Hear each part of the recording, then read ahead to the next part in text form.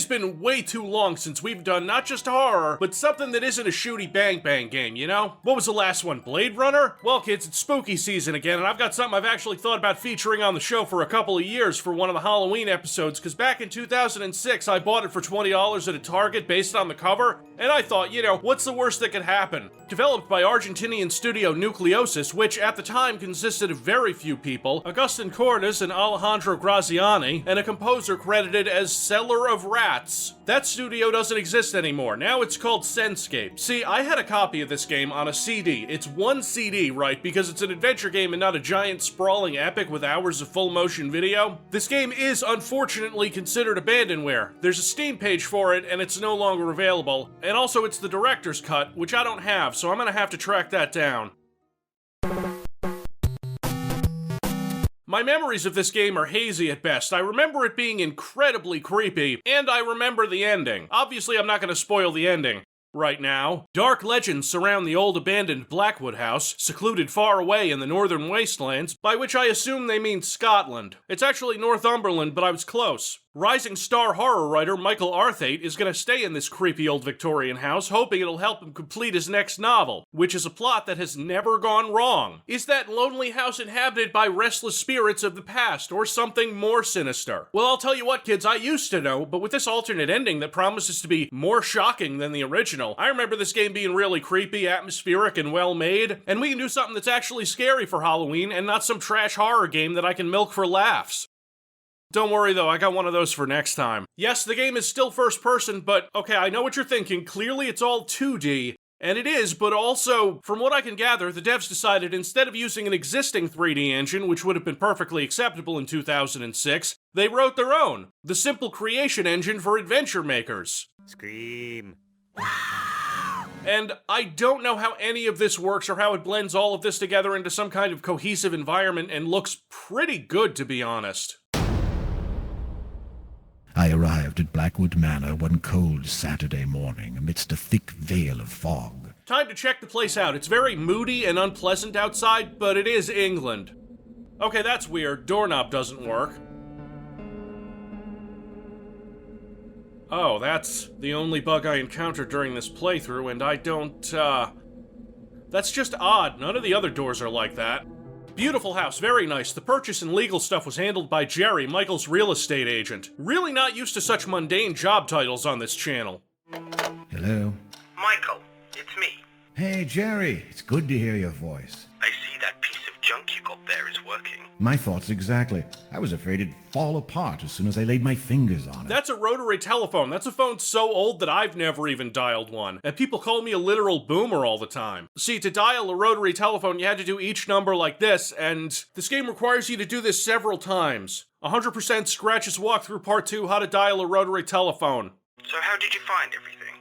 Do you like the place? It's hard to tell yet. I'm very impressed, that's for sure. I'm telling you, I'm going to turn this place into a factory of horror stories. I don't like how the mirrors don't show my reflection. Plot twist, Michael was a vampire the whole time. What you're supposed to do in this game is explore, discover. It's mostly open-ended. The first floor has a hallway, living room, dining room, study, kitchen, maid's quarters, and a bathroom in the maid's quarters that's been turned into a dark room. But every room is a dark room because the lights in the house don't work. Jerry called an electrician to come by, but he doesn't ever actually come in and fix it, so there's no working lights for the entire game. Aside from that, the house is full of fancy furniture, creepy fine art, really, really creepy fine art, journals from James Blackwood, the former owner of this house, detailing an ancient curse he might have unleashed from a largely undocumented and ancient tribe in South Africa that does disturbing murder, you know, and one of those rooms on the second floor is completely dedicated to artifacts from that area. It is a terrible place, and I don't like it. Mr. Blackwood, you are British, plant a flag and go, don't take the whole country with you. The second floor also has the guest room where Michael is staying in the master bedroom. All the rooms in this game don't make this feel like a giant Victorian mansion, even though there are 3 floors, a basement, a tower, a crypt, a chapel, and a greenhouse. The environments feel small and claustrophobic, more than I think a 3D engine would allow because of how the player has to be able to move around the space. Here it's click dissolve, or click and a short video plays to show a door opening. This is the kind of adventure game where you have to click and interact with everything you can find. You'll want to because certain puzzles later on, mostly during the last part of the game, get very point and clicky and weird. Click everything. Like this mirror, this goddamn mirror. Every drawer that you can open. Sometimes it's completely pointless, and then sometimes those shirts look just like my own. Lazy developers, bring some variety to the game, for crying out loud. Yeah, take that, the one guy who was doing the art direction. The third floor is under construction. It's a mess of half-finished bathrooms and cinder blocks lying around. Useful tools, though. The attic is full of old newspapers, which you'd think would be useless junk, but in true adventure game fashion, they're necessary in finishing the game. Your first of many key hunts involves examining one of the maid's pictures to find a key hung above a vase. It fell in there at some point and stayed, so now it's in the hallway next to the kitchen, so now we get to go into the creepy basement.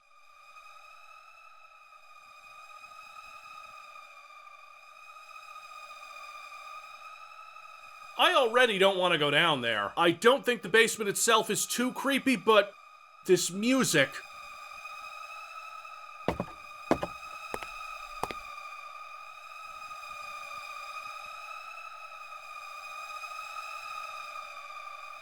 The music and the ambient sound don't play all the time, and I'm really glad they don't because the dead silence is less creepy. Whenever the music starts up in this game, I feel like something terrible is gonna happen. Just walking around this place is tense, not just because of the sound, but the visuals themselves are...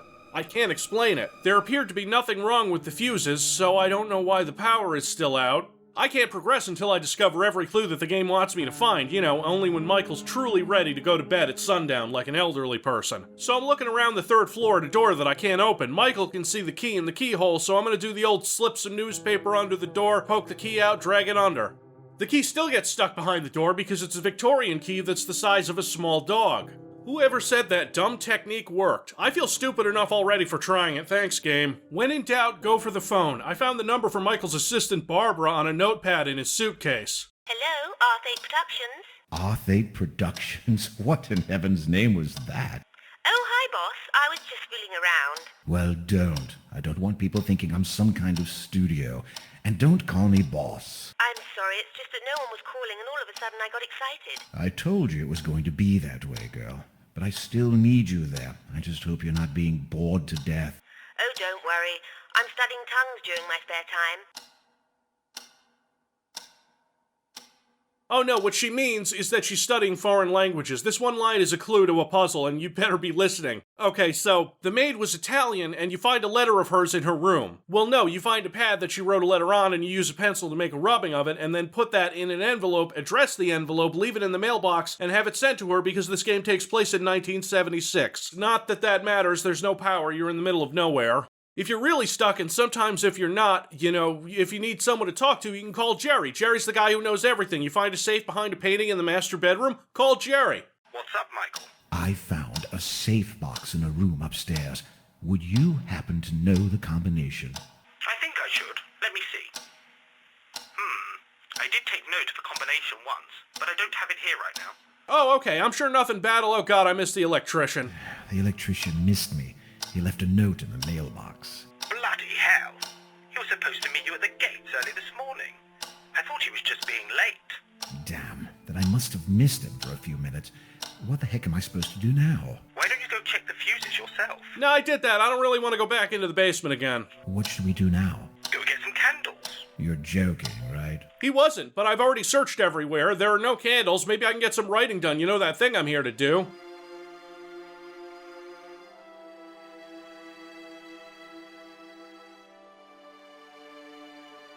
Oh, god damn it. Jerry, I'm freaking out. I couldn't find a single candle inside this place. You're kidding me. I can't believe it. Did you look well? I don't know, Jerry. I don't show up in any of the mirrors. The town isn't too far away. No more than 20 minutes drive. And my car is dead. You left the lights on. Honestly, Michael, what were you thinking? Jerry, you won't believe this. It's insane. My car is dead. What? Are you sure? Have you checked its pulse? You trying to be funny, Jerry? If I'm not gonna write, I might as well read. That's what you're supposed to do as a writer. You write a lot and you read a lot. You read journals in the creepy old Victorian house about how more people than James Blackwood started hearing strange noises and started going completely insane, locked up in there for years. Jerry? Do you know anything about the previous inhabitants of this house? Not much. Just there were some strange individuals. There's also the murder. Why'd you send me to a murder house, Jerry? It seems the owner, James Blackwood, I think, went mad and killed his wife. I do remember the date, though. May 1963. James Blackwood, according to the stuff I've been reading. So you're already turning the place upside down? I should have thought so. Yeah, I was looking for candles, asshole! Jerry was helpful in that he gave me a date I could look up in the stack of newspapers, and I was able to find an article about how James Blackwood was photographed by the maid burying his wife's body, which is pretty damning evidence. So what, murder house? Nothing wrong with that. Time for bed.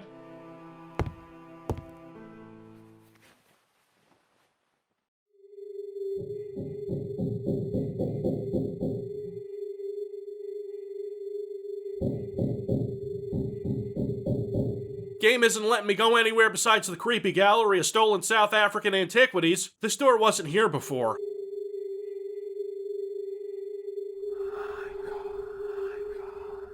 Oh, that was a dream. This isn't a dream and this is worse. Yeah, just listen to the fireplace with a stethoscope. I can't move this big cabinet in the gallery yet. The noises are coming from the basement. I don't want to go down there, and neither does Michael since he doesn't have any light, so back to bed.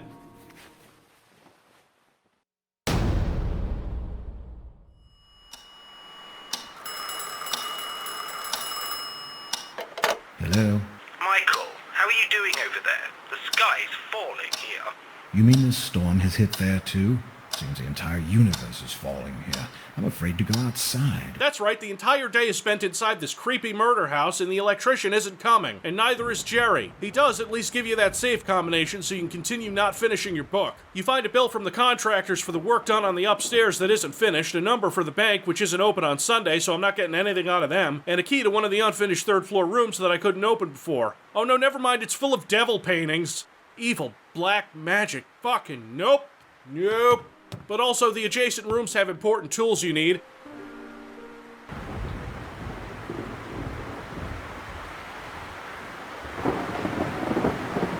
Not that you'd know unless you were paying attention to the very subtle hints like a very dirty can. One of the cans is particularly dusty. Take your cloth and wipe it off then, yeah? Motor oil, which you can poke a hole in and fill your lantern with so you can explore dark areas. Great. And a rope so I can solve an adventure game puzzle. No, the rope is actually useful, and you use it to climb, exactly as you'd expect. Because see, in the creepy art studio, there's a copy of the house's blueprints, and there's a room on the second floor that we haven't seen, besides the one from that dream. This one is next to the master bedroom and bricked off, so obviously tie a rope here and rappel down in the middle of a thunderstorm.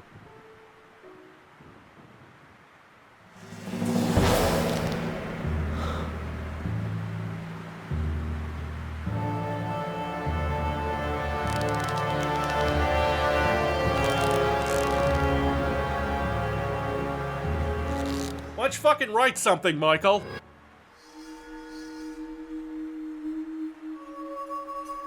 Oh god, it's Creepy Nursery with creepy nursery music. The Blackwoods had a child that they'd like to forget. See these blocks? These blocks are important, swear to God. But from this birth certificate, we have another date to look up, and that baby's dead. From a strange ailment. Why'd you send me to a double murder house, Jerry? Sounds like code for South African mass curse. I'm getting to the bottom of this. I didn't mean for that to be a pun, I'm sorry, but this thing had wheels the whole time. I just needed to oil them and move it out of the way.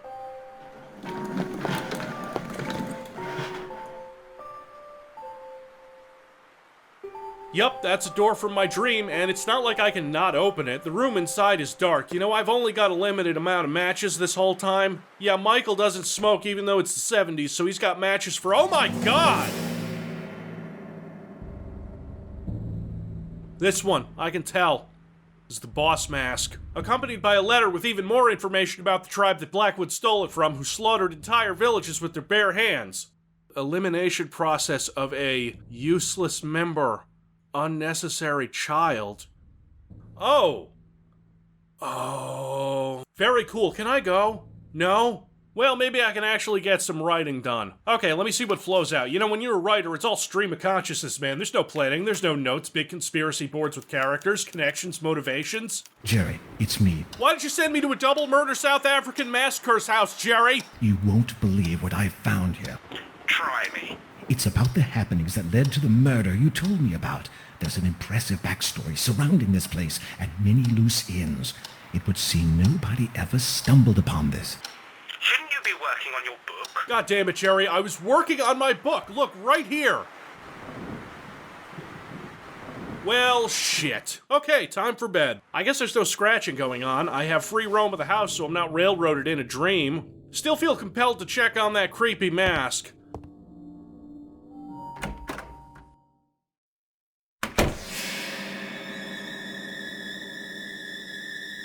Oh, that's not good.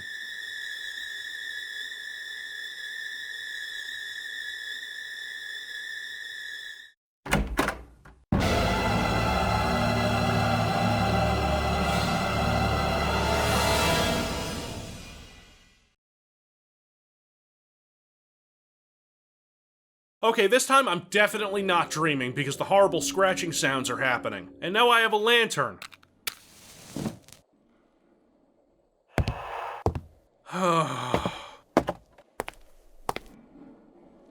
Okay, basement is the same, creepy as ever. Furnace in it. Furnace is... No. Nope. No. No. No. No. That is the worst idea. But I guess we're doing it.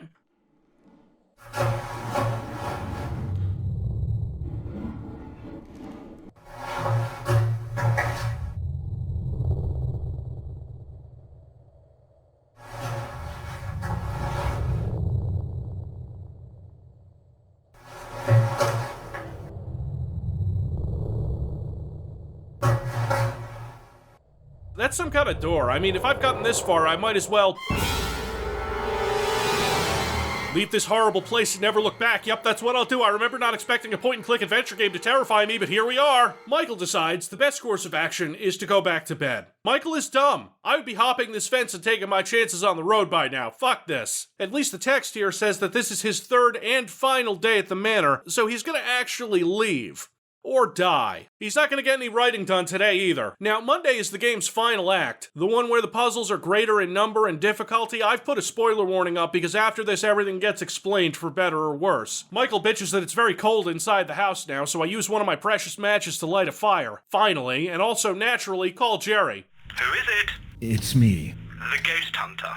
Any contact with the other world yet? Actually, I'm not sure. Jerry, I'm definitely not alone in this house. Jerry half believes you, says he's gonna call the police, but Michael tells him to not call the police because Michael has a death wish. I don't remember when I got a key to open the garage, but it's the most important key in the game as far as I'm concerned. It gives you a screwdriver and some wire cutters. The wire cutters you need to get inside the crypt, and in the most baffling puzzle in the game, you keep the wire right, and you use a screwdriver to remove a mirror in the master bedroom so you can put the wire on it and hang it in the crypt to reflect light towards a plaque under the baby's coffin, so you can read one letter on the faded inscription, so you can find out the baby's name was Robin. And the numbers associated with those letters that were on the blocks in the nursery, but the light you need to reflect comes from the dome on top of the crypt, which you need to break with a stone. But you don't do it on the first try, so you have to find the stone again, and assume that unlike in video games, when you tell it to do something, it does the thing, and you have to try again so that the window breaks and the light comes in. And I know you all want to see a corpse, so here you go. This is Catherine Blackwood's corpse, and I know what you're thinking. Didn't James Blackwood kill her and bury her body in the yard? And yes and no, because he did bury her body in the yard, that's true. There's photographic evidence of that. The maid stashed it under the floorboard in a room, which she mentions in the translated letter that Barbara somehow gets back to you within 2 days of sending it, and you have to use the shadow from the tower to find the grave, but only at 4 o'clock, no earlier or later. You're running around this house back and forth between rooms and outdoors all over the grounds, and this is completely intentional, and it fills the player with dread. Because every time you round one of the tight corners in this house, you're expecting something to be there that's gonna chop your head off or sacrifice you to some ancient mask god. But then this kind of deflates it. Michael, I was worried about you. Are you doing okay? Yes, I'm fine, and I think I know the identity of my intruder. Tell me, who is it? James Blackwood. I mean James Blackwood himself, alive in this house. James Blackwood, who by this point in the story would be 69 years old. What is this now? Okay, so now I have 2 numbers to call. I thought I had an assistant for this kind of stuff. First up, the bank. I ask about Blackwood's doctor who supposedly helped him fake his own death, pretending to be a doctor from the hospital he worked at, and this doesn't work. I've completely botched it. Oh, you again. If you persist, I shall have to inform the authorities. All right, relax. So I call the number from the article about Blackwood's death, the chief of police, who does not want to talk to me and tells me that no one was allowed to investigate the grounds of the manor after the fucking murder they had photographic evidence of. Because he was rich, you see. Okay, yeah, that checks out. After all this time, I find out that all I needed to do was oil the door to the greenhouse a little to get it open, but it is extremely important. Yes, because there's a rare South African plant in there that I need, as well as an entire puzzle to get an extremely small key that I didn't even know what to do with until I remembered the drawer in the study that I'd forgotten about. So that drawer has the lockbox that Robin's name opens, and there's a key in it, but I could figure out where it goes just by looking at it.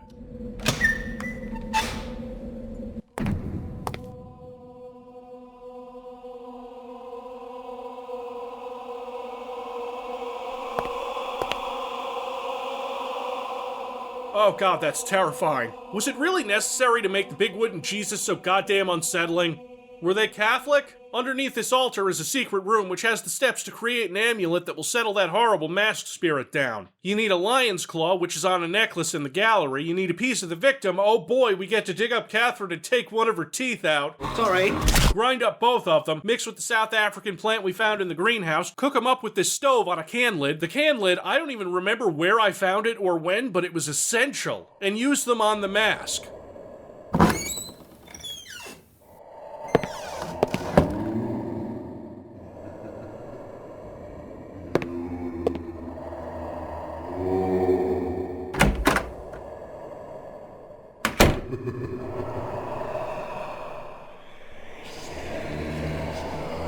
Oh, right.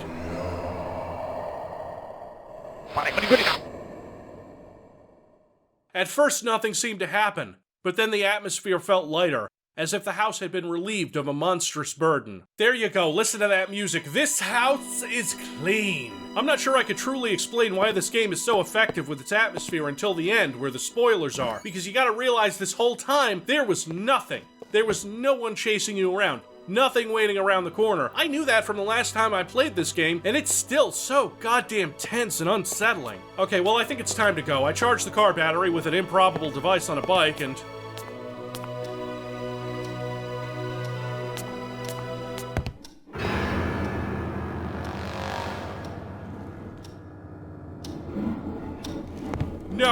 No, goddammit, this is all Jerry's fault. Wait, there's a letter here. Due to the irregularities during its acquisition process carried over by Mr. Jerry P. Carter, you are ordered to immediately leave the property. Jerry, you stuck me in a cursed murder house and made a crooked real estate deal on it? I guess we know who the real villain of this story is. The fire I started in the morning burned all the wood in the fireplace. Now there's a hole leading down there, and if I want to finish this game, I have to go down there. Yup, here's that door I saw from the furnace. Remember when Michael climbed into a giant furnace? I am amazed he's still alive. So I hadn't played this game in, let's say, 15 years, but I remember this most vividly. See that? That's raw meat dropped from a grate. See this here fucked up teddy bear that was torn in a really strangely similar way to how Catherine Blackwood was killed? Did you ever consider that no one was really murdered in the traditional sense of the word? That maybe that haunted mask stuff was bullshit? I don't know. Let's ask Robin.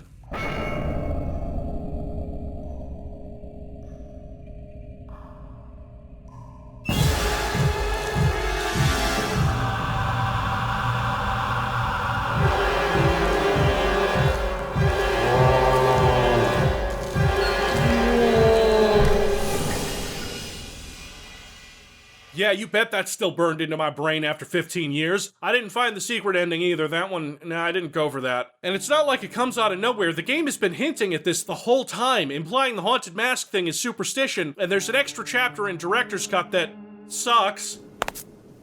Are you fucking kidding me? Now the doorknob's on the other side? And it over-explains and kind of ruins things, so let's forget about it. But there's two things that it spells out that I have to bring up. One, Jerry spent 4 years in jail for fraud after this whole debacle. Fuck Jerry. So you're rifling through the drawers in the master bedroom on the first day, and in there you find these medical vials, and this is something I don't remember from my playthrough all those years ago, but I was curious why I couldn't click on them or examine them closer. We're about to get super dark here, kids. More than I like to get on this show, so be ready. This text is barely readable, but you can make out most of the word on there. Thalidomide. A bottle of thalidomide. I remember reading something about that drug.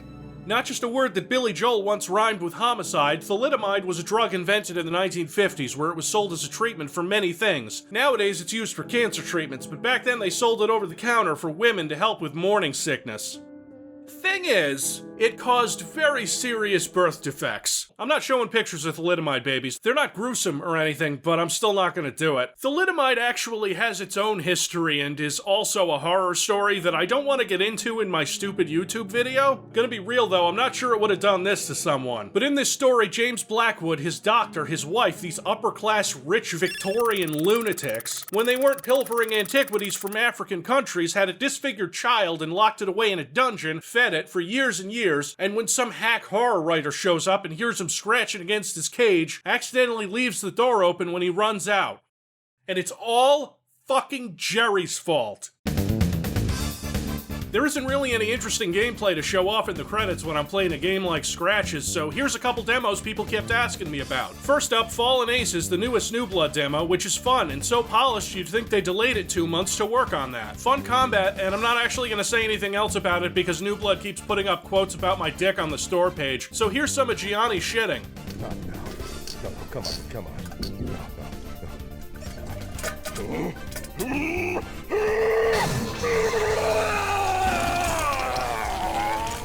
That's a perfect lead-in to a new Postal game. Postal Brain Damaged also got a demo, and that is also cool. Because they don't have to play by the semi-realistic rules of a regular Postal game, developer Hyperstrange went nuts with this. And so far, it's the least janky Postal game ever created. You can tell it takes some things from other games, like Doom Eternal, this Pistol Secondary is from Titanfall 2, but it's still pretty fun. I thought being able to go into almost all of the houses, which are all copied and pasted, was a little much, but it does point you directly to the keys. This crouch slide hopping is nice, and Corey Cruz is back and having a blast. They kept the one good thing from Postal 3. Now, is that pronounced gib or jib?